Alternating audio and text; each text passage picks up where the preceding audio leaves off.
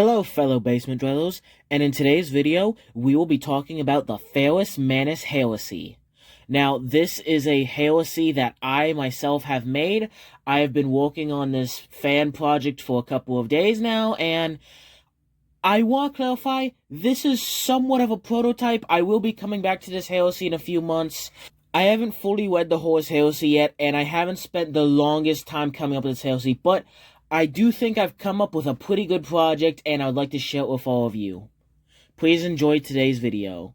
Now, starting out with all of the changes that all the Primarchs went through during their youth or during the Great Crusade, that would change them for this story. Starting out with Dorn. Rogel Dorn is pretty much the same as he was. Rogel Dorn wasn't raised by a kind old man in this story. He was pretty much orphaned on his planet and raised in an orphanage. Before then, obviously, becoming way too big for the orphanage and taking over his planet as usual. Due to this, when Dorn finally met the Emperor, he wasn't nearly as self-confident and wasn't the man he was in the actual 40K timeline. So, because of this, when the Emperor needed a Praetorian of Terra, he actually picked Poltawabo. This deeply enraged Dorn, and Dorn began to abuse the crap out of himself and began to use the Pain Glove every single day constantly, shadowing his mind, making him go crazy. Later in the Crusade. Now, ferrus manus is obviously a pretty big deal, given that this is kind of his heresy. And he literally grows up the exact same way, except when the Emperor comes to Medusa, instead of the two of them having an anime teal punch-on that secured Ferrus's loyalty, the Emperor basically just used Force Lightning against Ferrus until ferrus manus finally submitted to the Emperor and surrendered and offered him his loyalty.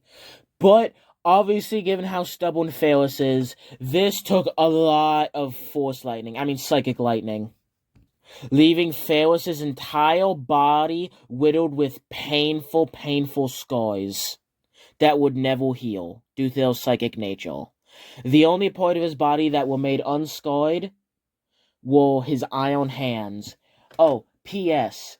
In this timeline, he didn't just get his iron hands by drowning a random Necron construct. He got his iron hands by drowning a shard of the Void Dragon and somewhat fusing with it. This will be important for later. This psychic attack that the Emperor unleashed upon Ferrus would leave him incredibly angry and bitter. And due to his iron hands being the only thing that isn't constantly in pain, would leave him into believing that the flesh is indeed weak. Next up, Sanguinius. Sanguinius is pretty much the same Sanguinius we know, except he's like 10 times more angry and terrified his legion is gonna get wiped out, and just 10 times more paranoid that his legion is gonna get wiped out, as opposed to the real timeline. Instead of being a worry, it's all he thinks about and all he cares about. Next up, the Lion. The Lion is literally the same thing as always, closest Primarch to the Emperor in terms of, acting like the Emperor, is given all the crazy OP technology that the Emperor gave him, but after the Emperor left the Great Crusade and the Lion had all this crazy OP technology, whenever he fought the Crave, for those of you who don't know, the Crave are a super ancient godlike psychic alien race. And in canon, when he fought the Crave, one of the most ancient Crave penetrated his mind and unleashed a psychic attack that the Lion was so mentally strong he just kicked the Crave out before then killing it. In this timeline, he was able to kick the Crave out and kill it, but it left him incredibly psychically damaged and left him a broken, schizophrenic, mentally insane wreck. Next up, Vulcan. Vulcan is pretty similar, but he believes much more in the cycle of life and death, wanting to prevent human casualties over time instead of right now. Meaning, unlike he is in our timeline, he would be fine with the planet burning to death if that meant saving one in the future. He's really into the cycle of life and death, if you know what I'm saying. Gilliman. In this timeline, Gilliman's mom doesn't exist, and Gilliman's dad is a corrupt dickhead who teaches Gilliman to be an effective tyrant, and after Gilliman's dad gets assassinated, he absolutely genocides anyone who was involved in the assassination, becoming an absolute tyrant over Ultramoy. Next up, the Khan. In this timeline, Kegoak, the Eldoi god of laughter, didn't swap Fulgrim and the Khan. Fulgrim was supposed to land on the Khan's planet and vice versa. So the Khan landing on Fulgrim's planet, which was a mining world, quickly rose up and became a genocidal maniac. He didn't have any of his absolute Chad-like energy or any of his wise wisdom that he did growing up on his planet. He was just a genocidal maniac, just like Genghis Khan, killing billions of people. Next, Corvus Corax. Instead of landing with the slaves on his moon, he landed with the slave owners and became a slave-owning, cowardly asshole. Leman Russ. Leman Russ was far more barbaric and primitive than in our timeline, and had an even deeper hatred of cycles, not allowing a single one of these rune priests in his legion, killing them all personally, and being very into the whole Canis Helix and, Space Wolves turning into horrible furry abominations that just whip and tail into everything. He's much more brutal in this timeline. Next up, Horus. Horus is literally the exact same. Next up, Fulgrim. Fulgrim is the exact same, except because he grew up on the Khan's planet, I'm just gonna give him all of the Khan's benefits. His wisdom and his calm collectiveness. His thoughts towards the Emperor aren't nearly as simpy as in the real timeline, but aren't as cold and distrustworthy as the Khan in our timeline. He no longer believes the Emperor to be perfect, but the closest thing to perfect a human can get, and he wants to strive towards perfection every day, but understands that it's impossible to get.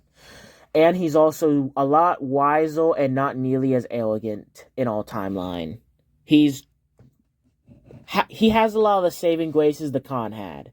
Next up, Perturabo. Perturabo is the exact same, except because he was chosen to be Praetorian of Terra, and he got to be Daddy's special little boy, he's a lot happier, and not only did he get to play with Legos, he also got to be in charge of a crap ton of resources, and essentially got to establish his own mini-industrial empire. So you have the Imperium, the massive industrial powerhouse known as the Mechanicum, and then kind of like a mini-Mechanicum that Perturabo's leading. It's mostly on Terra, but because the Iron Warriors breed like rabbits, and the fact that they're no longer constantly getting these massive casualty records, he's sending greater companies with his Iron Warriors on important conquered planets to set up functioning governments, industrialization, infrastructure, and to industrialize the planet without the use of the Mechanicum. So the Imperium itself has a massive industrial complex without the Mechanicum. Not nearly as powerful as the Mechanicum, of course, but it's still there. Next up, Lorgoi. Lorgoi is the exact same. Moving on, Conrad. In this timeline, Conrad was raised by a former criminal who has been self-reformed and is now an older gentleman who teaches Conrad kindness, empathy, and justice. In this timeline, due to Conrad not being a schizophrenic lunatic cannibal, he's a much better fighter and is much stealthier and just a much better Primarch than he was in our timeline. He also understands that his future sight isn't concrete. Next up, Magnus. Magnus is the exact same. Moving up, Angron. Angron was still captured by the slave owners of his planet and forced to be a gladiator and was forced to have the butcher's nails. But in our timeline, Angron's rebellion had a chance to win, but him and all of his gladiators gave in to the butcher's nails, running head first into the slave owners. And due to this aggression and rage, him and his entire army and family were about to be wiped out, but the God Emperor of Mankind sent himself, the Custodians, and especially the Warhound Legion to save him and his gladiators. After this, he realized that he was even more of a slave to his butcher's nails and anger and hate than he was to the Assyrian highlighters. And he vowed never to give in to his anger again and to beat the butcher's nails. Over time and time again, refusing to give in to the nails screaming and ticking, the nails began to slowly lose their effects. It was still a part of his brain, but he began to regain his primordic aura and his powers of healing and empathy, over time becoming a normal primordic. Moving up, Alpharius. Alpharius isn't a paint-eating lobotomite and doesn't believe a bunch of random aliens to go defeat the Imperium. Omegon kind of does, though. Now, I am so sorry that introduction took so long. I want to be somewhat thorough in this video, but I'm not going to go on too many side tangents or overly explain anything in this video, because this video is already going to be a long one, and neither of us want to be here for 5 hours. So, what's the meat and potatoes of this alternate heresy? Now, the Great Crusade goes relatively similar, except the Emperor leaves the Great Crusade significantly earlier, wanting to start his Webway project early. And, same as our timeline, he leaves Horus in charge of War Master. Now, this is before the Lion went mentally insane after fighting those aliens. But same as in our timeline, Horus and his charisma was chosen over the Lion's practicality. And Gilliman wasn't even considered for this role because he's way too obsessed with his empire, and the Ultramarines conquer way less worlds in this timeline because they're much more obsessed with their own stuff. And also, Rogel Dorn also wasn't even as suggested for War Master because he's pretty much the Polterabo of this world, except Polterabo with the Panglove. Ferrus Manus was still a pick, but obviously Horus was chosen over him, and he was probably slightly lower on the totem pole in this reality, given the fact that he kind of had a bit of a hatred for the Emperor. But the Emperor obviously probably didn't even notice or care, given the fact that, what am I even talking about? The Emperor would, of course, notice if some of his sons hated him. I mean, after all, it's not like the canon Emperor would ever treat some of his sons horribly, and then be surprised when they rebel. Moving on.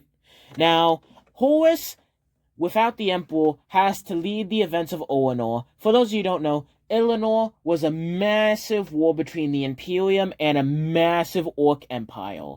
Now, this kind of goes in the same way where the Imperium wins, but instead of the Emperor saving Horus from being injured, it is Ferrus Manus saving Horus's life. Horus is still badly beaten and almost killed by the Orc war boss. Due to this, Horus is very, very, very badly injured, but is stable, and his apothecaries who don't know what the F this primordic physiology is, decide the best thing to do is bring him back to Taylor so he can make a full recovery, even though, again, he is stable at the moment. And as the active War Master has to step down, the only one who can temporarily handle the War Master until Horus gets better is, of course, Ferrus Manus. Ferrus Manus takes the role of War Master, but quickly finds that the voices in his head are getting louder and louder, and it's almost like he's not in charge of his body anymore, as the Void Dragon is constantly whispering to him and making him feel like that his impulsivity and hatred towards the Emperor is his own, his hatred towards the Emperor is partially his own, but the Void Dragon, who's somewhat fused with his consciousness and mind, is definitely fueling the fire. The encounter with the Interax goes quite differently because Ferrus Manus immediately hits the red button and begins to exterminate every single planet that the Interax are on.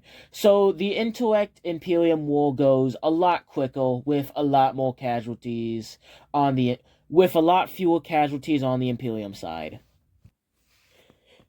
Given the trillions of people that Ferrus Manus just absolutely annihilated, the voices become even worse, and he has even less and less loyalty to the Emperor. After a while, though, he does fully decide to rebel against the Emperor. He no longer even considers the fact that the voices in his head aren't his own, seeing himself and the Void Dragon as a similar creature, and seeing a massive part of his power being hidden by him under Mars, being taken from him years ago. Ferrus Manus, over time, becomes more and more of a puppet for the Void Dragon. And the Void Dragon really, really wants to reclaim his shard. So, Ferrus / the Void Dragon decide to rebel against the Imperium, and he begins looking for allies. One of the first people he asked, Leman Russ, was more than happy to join him. In this timeline, Leman Russ is somehow even more racist, but without his boy Mortarion to help back him up, the Council of Nicaea did go in Magnus and Mortarion's favor. Yes, that is right. I am sorry, as I'm writing this, I have been changing the script a little bit, and Mortarion is no longer racist. Mortarion embraced his psychic powers and absolutely loves cycles, and was the second strongest cycle among all of the Primarchs. That's not that's not a retcon. He straight up was the second strongest cycle among the Primarchs. He just repressed his abilities. In this timeline, again, sorry for the change, but in this timeline, the similar thing happened, except the Emperor arrived a tad bit late to Mortarion's planet, while Mortarion was fighting the Overlord of his planet, and as he was getting bashed and beaten by the Overlord, the Emperor showed up at the last moment, and instead of killing the Overlord, used his psychic powers to buff Mortarion. And Mortarion, using this new psychic energy, was able to defeat his father. And after this, the two of them spent a decent time together, with the Emperor teaching Mortarion about psychic energy and how to best use his psychic powers. With his new love of cycles, he quickly became good friends with Magnus, and also did not hate his father, actually deeply loving his father, and not disbanding the massive Death Guard Librarius. Again, sorry for the change, let's move on. Corvus is an a-hole slave owner who doesn't like taking orders from the Emperor, so he's also happy to join. And again, one thing to note about Corvus that I forgot to mention earlier in the video, Corvus's legion is a lot larger in this storyline, because in the original lore, Corvus was not a fan that his legion were essentially a bunch of Descapo who would lock people in gulags. Obviously, slave owner Corvus absolutely loves that and never forced the original Raven Guard to leave, making his legion as opposed to like 80,000, let's just say 110,000. Bro, the Khan almost turned traitor in all timeline. The Khan, but just way more genocidal and just way more Kangas Khan themed. Yeah, he probably asked Ferrus if he can join the Khan heresy. Moving on, Gilliman absolutely hates that he's being ordered around and has to pay taxes to the Emperor, and hates that he isn't the guy in charge of the Imperium. So he wants to make Ultramar independent at worst and take over the entire Imperium at best. Vulcan is deeply disgusted in the Emperor and is absolutely deeply disgusted in all of the Emperor's cruelties, and absolutely hates how many aliens he's been forced to kill and how many people he's been forced to kill. So, very bitter and angry Vulcan, not the kind Vulcan we know and love. Also, there's a silly little guy talking about the cycle of life in Vulcan's head. Moving on. Yeah, the lion is absolutely cooked, so he just kind of hops on the same way Conrad did in the original timeline. Sanguinius hops on the heresy with a smile on his face because he is absolutely terrified that the Emperor at any minute is going to wipe him and his legion out. Ferrus, obviously. And Dorn joins because he's pretty much the exact same reason Pertuabo joined. He got a little too angry and absolutely obliterated a lot of loyalist worlds for the slightest rebellions. Now, the events of Ifs Von 3 go exactly the same, except obviously, swapped around to where all of these new traitor legions are the ones culling all the loyalists. And then, the White Skies, Raven Guard, and Space Wolves openly rebel against the Imperium. And War Master Ferrus Manus sends the military might of 7 legions to crush these 3 traitor legions.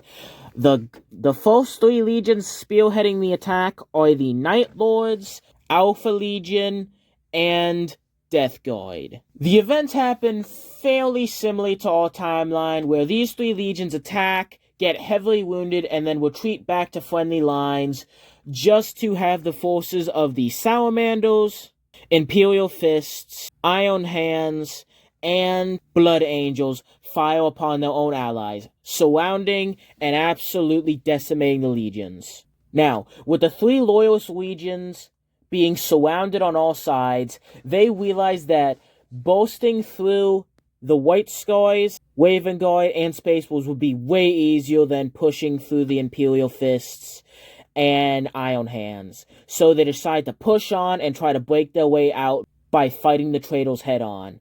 This leads to a conflict between Leman Russ and Mortarion, where Leman Russ gets bodied by Mortarion's buffed form.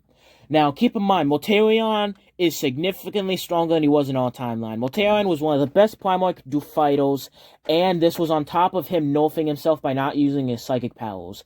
In fact, Leman Russ is so wounded that he's destined to die.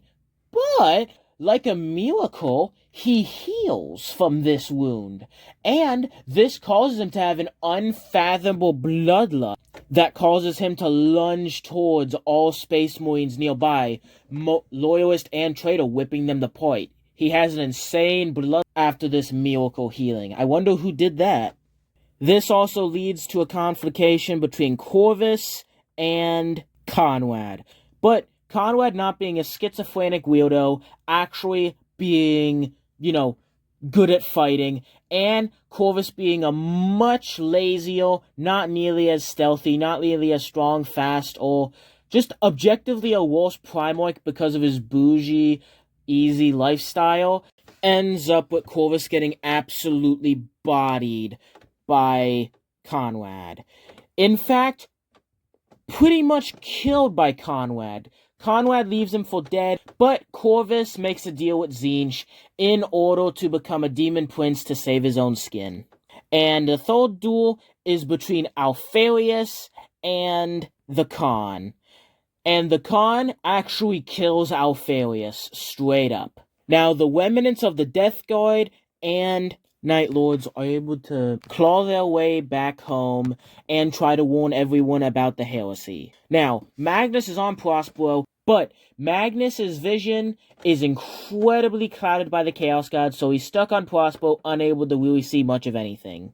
The Chaos Gods also cause a massive warp storm, meaning that the Death Guard and Night Lords, although they were able to just barely escape with only a few thousand Marines each, will be a long time until they're able to warn anyone about the heresy. Gilliman is at Ultramar preparing for the war, and the Lion is at Caliban trying to get the Dark Angels Legion to join. Now, one thing to note. Now, after these events, Leman Russ is sent to kill the Thousand Sons by Ferrus Manus. Now, again, Ferrus Manus is smart enough to understand that the Space Wolves will not beat the Thousand Sons. Because in the real timeline, it took a large contingent of Custodians and Sisters of Silence and the Thousand Sons nerfing themselves in order for the Space Wolves to defeat them. A fully powered Thousand Sons without the Sisters of Silence and the Custodians would be a slaughter for the wolves. So, while the rest of the traitors, with the exception of Leman Russ, are getting ready to go to Malek, because Sanguinius is getting constant visions that the only way for him to save his sons from this horrible curse is to travel to Malek. He doesn't know why, but him and many of the other traitor Primarchs have visions of Malek, knowing that something is there that will help them win the war.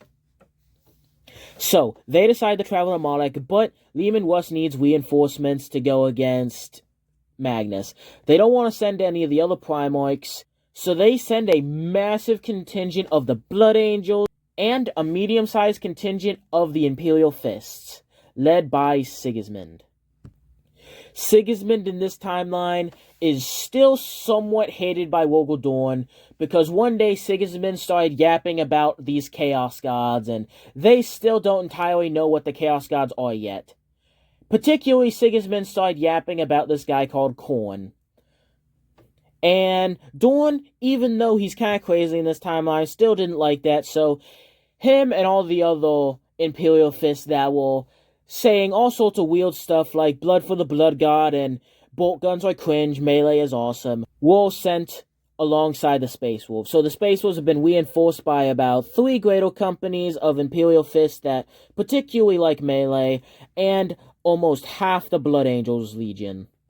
With the traitors on their way to Malek, no one knowing of their treachery yet, and with Lehman on his way to kill the Thousand Sons, Lorgoy re-enters the setting, going on a much longer pilgrimage than in the actual timeline, and seeing the Chaos Gods are nothing but thirsting, disgusting parasites, and becoming much, much more devoted to the Emperor than he was originally. Erebus and Corferon didn't like that very much, and he could see that, and he also saw that both of them were vessels for the Chaos Gods. This is exactly why, during their pilgrimage, he left those two in the warp, to be consumed and devoured by demons. Now, Lehman, on top of his hatred of cycles, is also much more brutal in this timeline. The Space Wolves during the entire Great Crusade were much more like the World Eaters in the actual timeline, being incredibly brutal and having a massive amount of civilian casualties. And on top of all of that, for whatever reason, since the treachery, a lot of Space Wolves have been inadvertently falling to Khorne, right after their Primarch was saved by Khorne back on Isvan. Lehman Russ is even having a bit of a red tinge to himself, and is also being a little bit more twitchy and aggressive. And a lot of the hyper-aggressive, bloodthirsty Blood Angels are having an even harder time quenching their bloodthirst, and not wanting to rip apart literally everything in the fleet. And on top of that, Sigismund keeps yapping about Khorne. Okay, I'm sorry, I'm gonna stop saying that. Sigismund begins to continue to convert more and more people to Khorne worship, including Lehman Russ to an extent, and many of the Space Wolves and Blood Angels.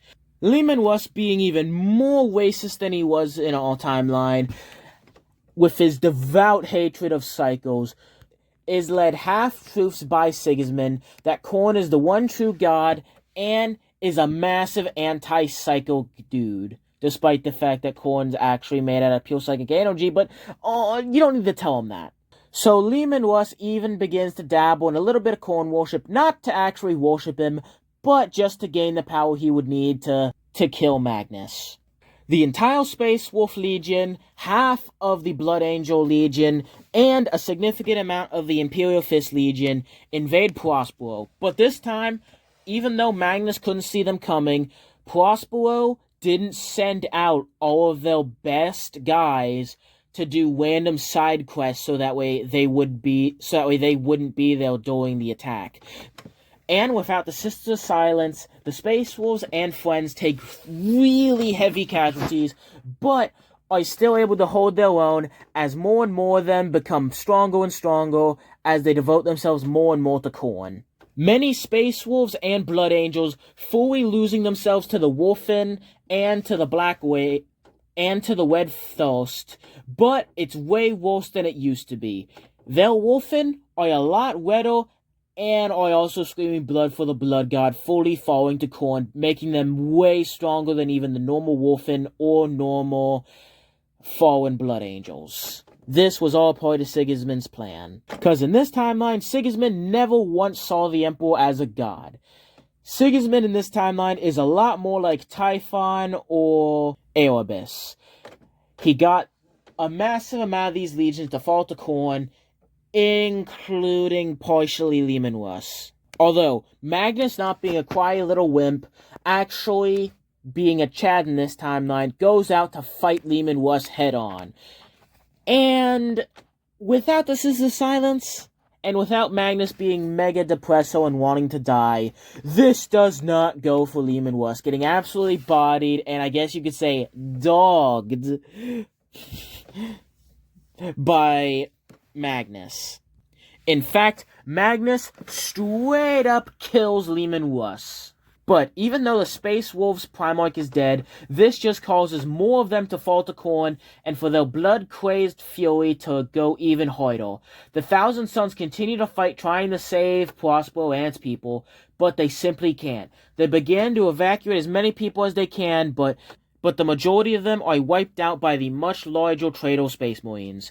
The Thousand Sons are forced to leave their planet, with Magnus being far too weak in the fight after dogging Leman Russ, and the Thousand Sons being reduced to only 1,000 Marines, due to their relentless fighting, and many of them refusing to give up their positions and fighting until the bitter end. Now Magnus and the surviving Thousand Sons and the civilians of Prospero are rushing as fast as they can to make it back to Terra, with the traitor, now Khornite Space Marines, dragging Leman Russ's body back to their ship, just for him to revive, now being a demon prince of Khorne. Although he failed to kill Magnus, he still put a number on him, and killed hundreds of Thousand Son sorcerers, and did enough carnage to even make Khorne proud, so Khorne ascended Leman Russ to demon princehood. And the now Khornite, Imperial Fists, Blood Angels, and Space Wolves are on their way to Terra. Next up, Demon Prince Corvus, the Khan, ferrus, Manus, Sanguinius, Dorn, and of course Vulcan make their way to Malek, and with the strength of these legion, they actually wipe the floor at Malek. And Sanguinius constantly getting false visions of the Emperor slaying him and his sons, and the only way to save them is to dive into the portal at Malek. Sanguinius dives into the portal at Malek willingly in order to save his sons. During this short time at Malek, Khan learns of Slaanesh and begins to devote himself to Slaanesh. Vulcan begins to devote himself to Nurgle, not seeing Nurgle as evil, seeing the good in Nurgle, not seeing Nurgle's rot and decay, seeing Nurgle's life-bringing. He doesn't even see his actions joining Nurgle as bad. He simply sees it as gifts and sees it as the cycle of life and death, seeing the defilation of Nurgle's decrees as blasphemous and as an anathema to life. Sanguinius eventually returns from the portal at Malek in the same way Horus did, fully chaos-juiced and ready to kill the Emperor. Now, by now, and the Death Guard surviving Alpha Legionnaires, and of course the Night Lords, have made it back to Terra, and have of course warned the Emperor about the heresy. But, right before this happened, Magnus found out how to do nothing wrong. Magnus, on his way to Terra, was still caught up in the warp storms, and seeing that it wasn't just the Space Wolves that rebelled, knowing that at least 3 legions had rebelled, decided the best way to warn the Emperor was to psychically communicate with him. And he did the ritual on his ship as opposed to on his homeworld, like in the real timeline, and sent a message to the Emperor. Except in this time, and similar to our timeline, he tried to send a psychic email to the Emperor, but was blocked by a massive wall of psychic energy, and Tzeentch offered to help him. Now, same in this timeline, Magnus didn't even really know what Tzeentch was. I mean, yes, Magnus did unfortunately run into Tzeentch a few times during his, diving into the warp, but he still didn't know he was a Chaos God, and he still, in this timeline, accepted Tzeentch's power to break through the psychic barriers in order to reach the Emperor and tell him his message.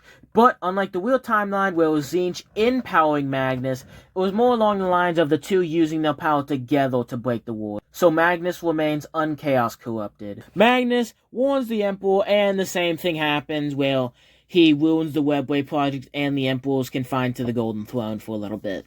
And gets sent back to his ship, of course. Now, the Death Guard Night Lords have made it back to Terra, and the two of them begin rebuilding their legions for the upcoming war.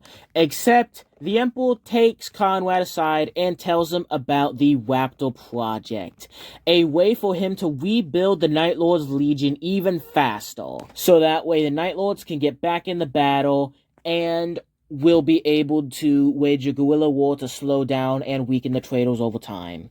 Except, unlike in our timeline, the Raptor Project isn't sabotaged by the Alpha Legion. Also, the Alpha Legion, although war loyalist, did have a traitor Primarch being Omegon, but Omegon, seeing Alferus being killed, decided to stop being an idiot and began to secretly lead the Alpha Legion again, by pretending to be a legionnaire who was in charge of the Alpha Legion. So, there's still technically 9 loyalist Primarchs left.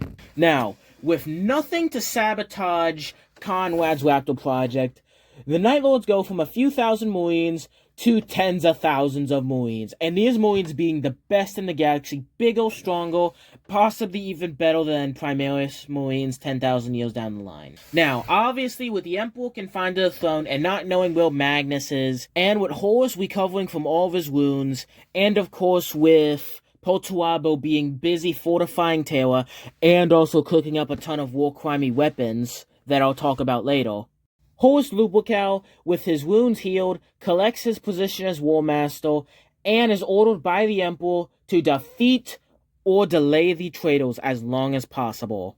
Now, back at Caliban, the Lion is at Caliban trying to convince Luther to turn traitor, and Luther pretends to agree in order to take the Lion and as many of his sons out with a nuclear bomb as he possibly can.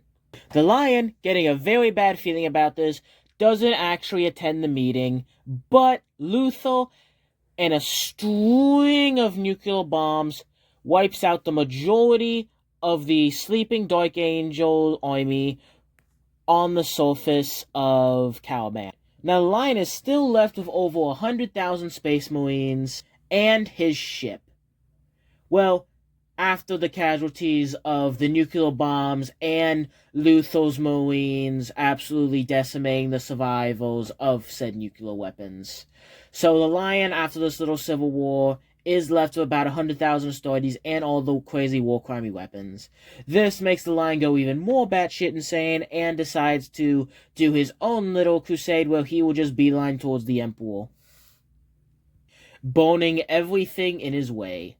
Lorgai, back from his crusade and finding out about all this treachery, but unfortunately he can't do anything about it because he's trapped in a warp storm, uses his powers of charisma and his worship and his powers to get people to worship the Emperor, gets a massive holy crusade ready, so that way the second the warp storm clears, a massive Holy Crusade featuring around 250,000 world bearers and billions of loyalist Crusader guardsmen for them to go to Terra, meet up with the Emperor, defend Terra if needed, or leave Terra to go on whatever crusade, killing whatever traitor wields their ugly head.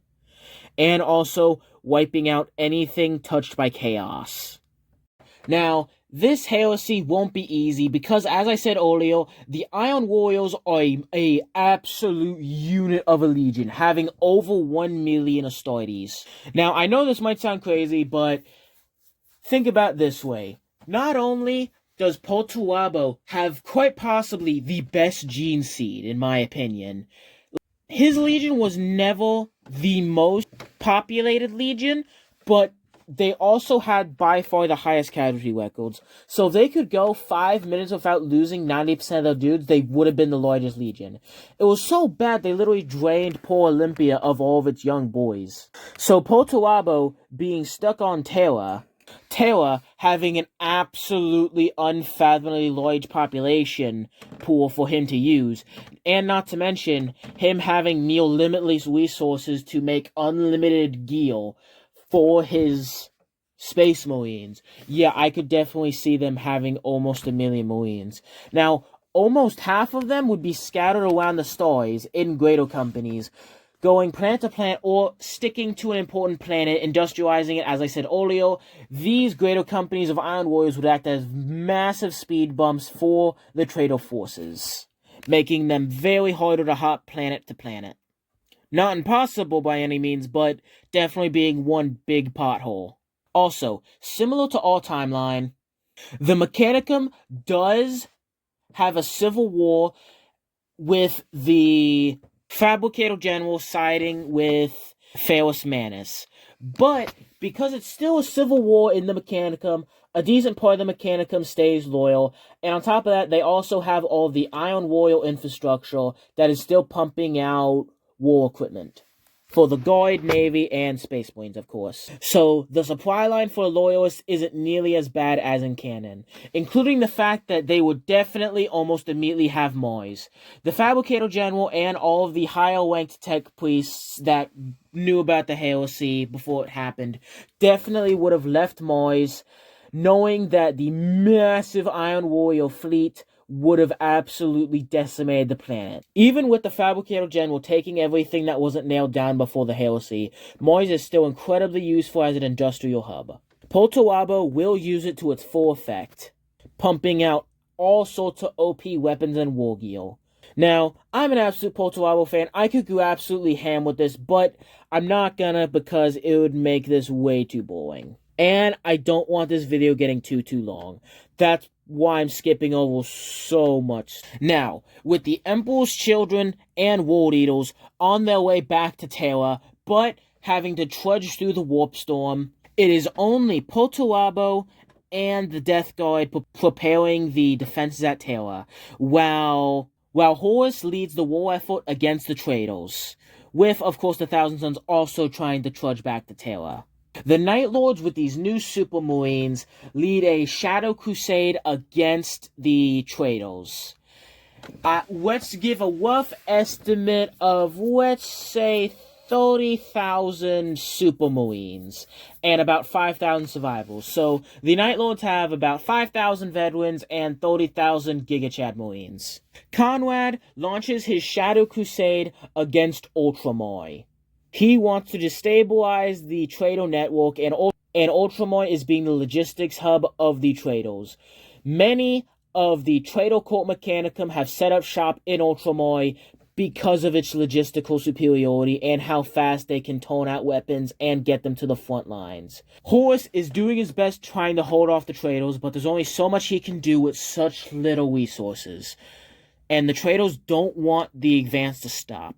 Meanwhile, an absolutely crazed Lion is also leading a crusade on kind of the outskirts of Ultramar, absolutely vexing and just exterminating every loyalist planet he comes across. Conrad and his legion of super stealth boys lead a crusade against Ultramar, wiping out tens of thousands of Ultramarines, and also hunting down all of the traitor Court Mechanicum forces, especially the upper ranks who hid there. They didn't bring no flagship. They bought a series of small, stealthy, independent ships going around terrorizing Ultramar and reaping hell on traitor supply lines. Gilliman becomes incredibly paranoid that his little empire is being ripped apart atom by atom, until eventually the Ultramarines get their crap together and begin launching counterattacks against the Shadow Crusade. This does not go well because the much larger Ultramarine formations can't keep up with the stealthy super Space Marines. Until eventually Gilliman, on one of these crusades against the Shadow Crusade, gets attacked by Conrad. Conrad being a even better fighter than he was in our timeline, Gilliman gets absolutely ripped apart. This breaks the Ultramarines, causing the command structure to absolutely fall apart. The Ultramarines, although just as efficient as in our timeline, aren't nearly as prepared for life without Gilliman, because Gilliman didn't really leave behind any magical space books, and also didn't leave a direct chain of command.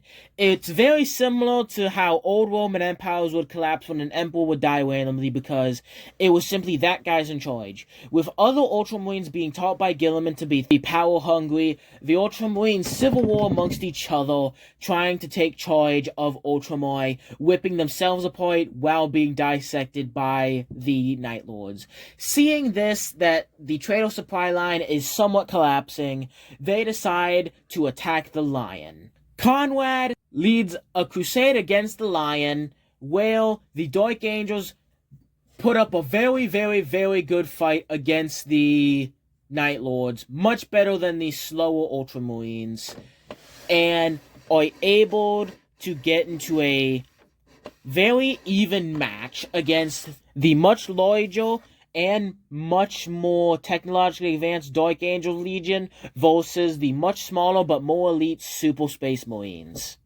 Keep in mind, if this was normal Lion, this still wouldn't be a fight. Lion would win.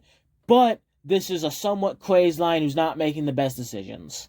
So because he's not making the best decisions, he also decides to get into a confrontation against Conrad. He decides to hunt him down. Conrad obviously accepts this duel, and Space Marines from both sides let the two Primarchs duel it out on a planet, where the powers of both men are put on display. Now don't get me wrong, they're both incredibly good combatants, but even in the canon, where Conrad was crazy, starving, and his equipment was rotting, Conrad still almost killed Lion.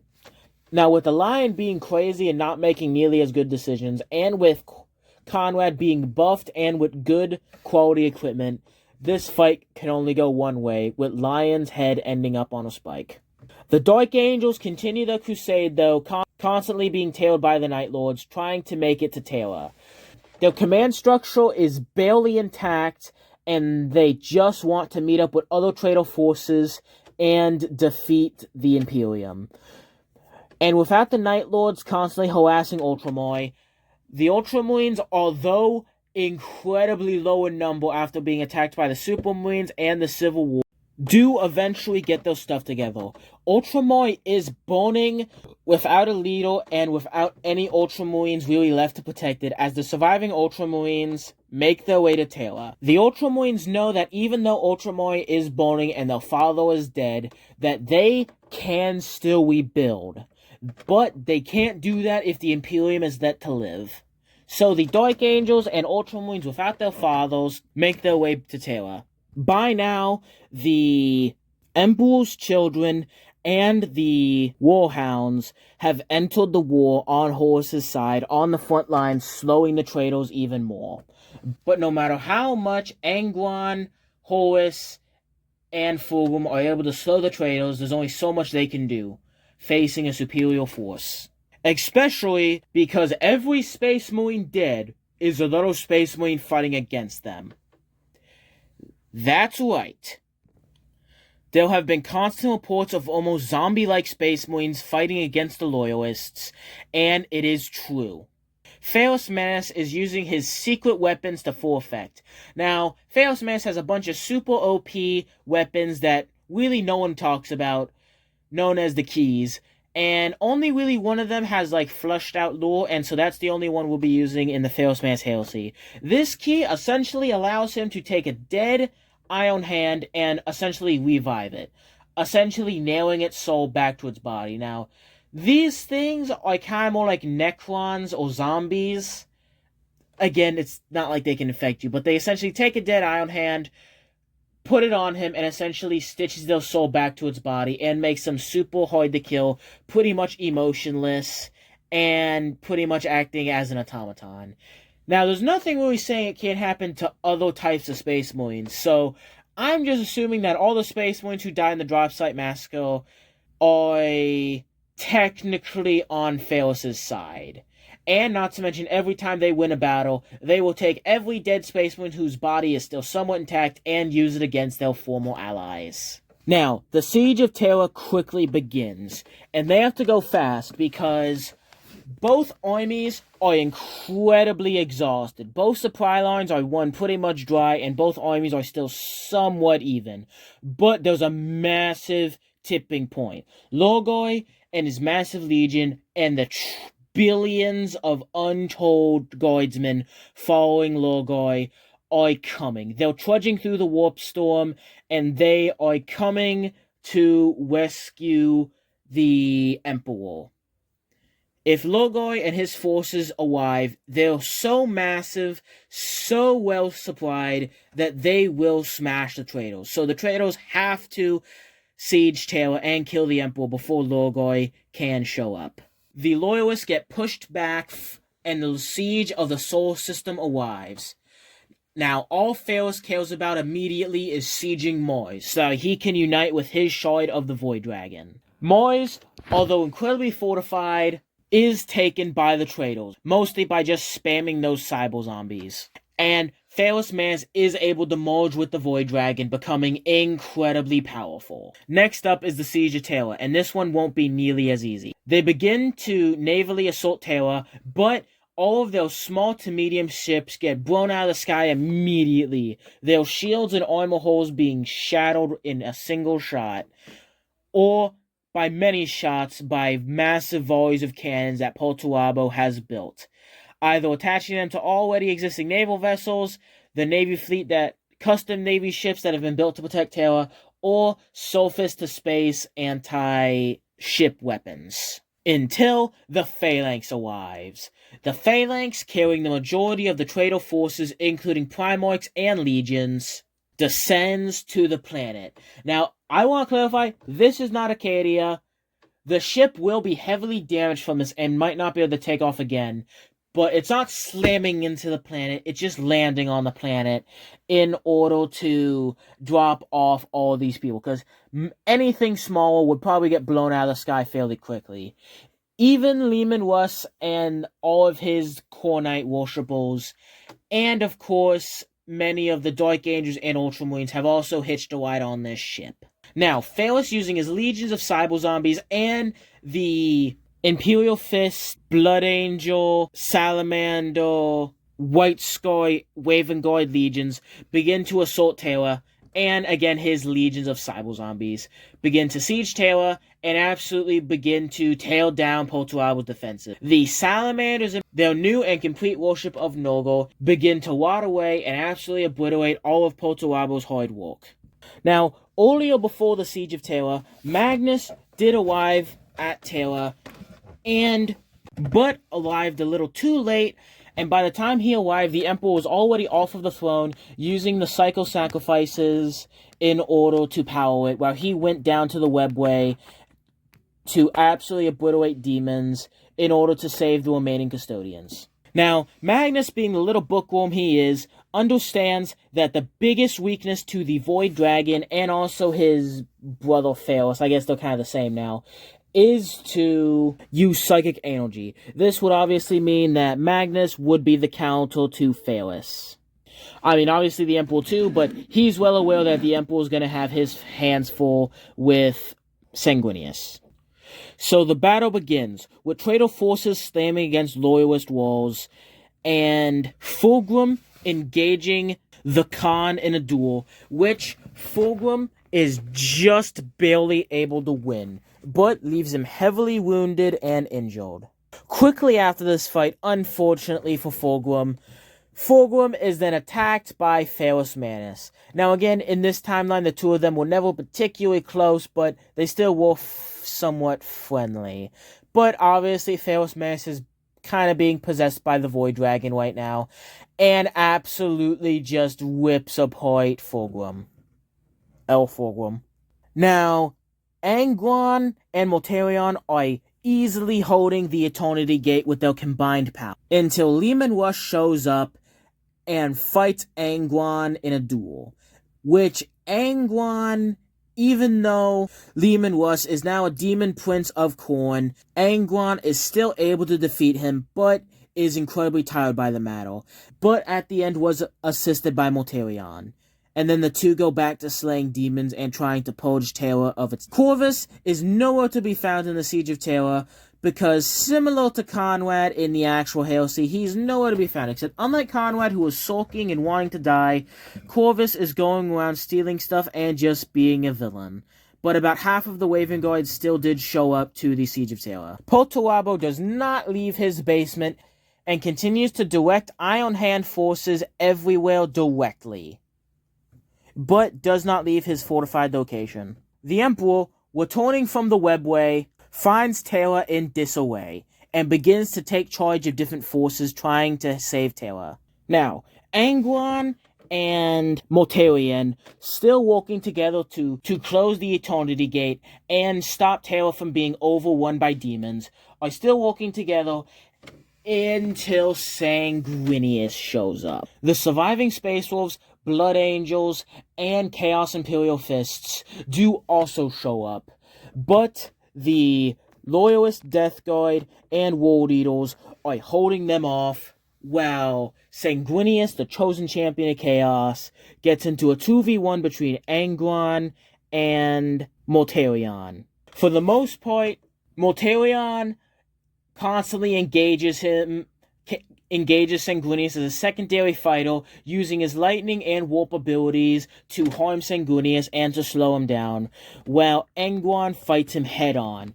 Unfortunately, though, fighting the chosen champion of Chaos head-on wasn't the best idea, and Angron ended up getting ripped apart. Before then, Sanguinius turned his attention to Mortarion and began to rip that poor man apart. But Mortarion, with his durability, was able to survive long enough for the God Emperor of Mankind to show up and challenge Sanguinius, the chosen champion of Chaos, to a duel. The two of them fight. It's epic proportions. Sanguinius is incredibly powerful, but same situation as with Horus. The God Emperor of Mankind was able to kill the chosen champion of Chaos, but Mortarion basically shoved his guts back inside of him and walked his dad back to the Golden. Before Poltuabo's palace is able to be broken, Horus and the Lunar Wolves leave the Imperial Palace, counterattacking Dawn, which Dawn did not expect, caught Dawn off guard, and the two Primarchs got into a duel between the Space Wolves and Imperial Fist. Now, Dawn is an incredibly capable melee fighter, but Horus is in a league all to his own, and Horus slays Dawn. Conrad and his alpha male Marines Conrad and his Giga Chad Marines go around purging traitors, especially the Raven Guard, but just going around killing all traitors. And Conrad gets into a Thunder Primarch duel. You can kind of tell whose daddy's favorite is. And essentially sneaks up on Vulcan while Vulcan is doing noble things by spreading disease and absolutely wadding the Imperial Palace from outside to inside. And essentially sneak attacks Vulcan, whipping him to shreds in a matter of seconds. But due to his durability and the fact that he is blessed by Noggle, and also the fact that he's a perpetual, Conrad still whips and tails, but all it takes is Vulcan to regenerate and get one single hand on Conrad to whip him apart.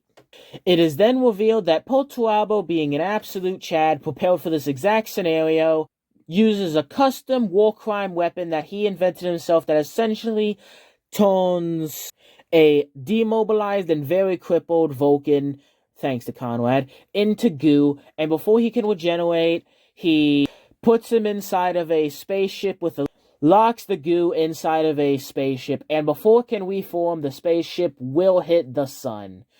This won't kill Vulcan, of course, because Vulcan is now a demon prince of Norgel and will regenerate, but let's just say that his perpetual status isn't as perpetually because he did sell his soul to...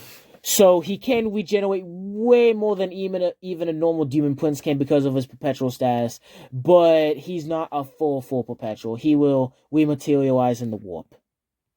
Next up, the last Primarch fight is between the last traitor Primarch, the arch-heretic himself, Ferrus Manus, and he is fighting Poltuabo, Conrad, and Horus at the same time, while Magnus and Mortarion are helping each other to have essentially a massive mega death spell that is going to shadow the Void Dragon. And Poltuabo has, of course, built containment vaults for the individual shards, and has also found a way to siphon their power to make infinite electricity. But Horus, Conrad, and Poltuabo have to weaken him enough for the spell to work, and of course hold him still. because the Void Dragon is somewhat weak to magic.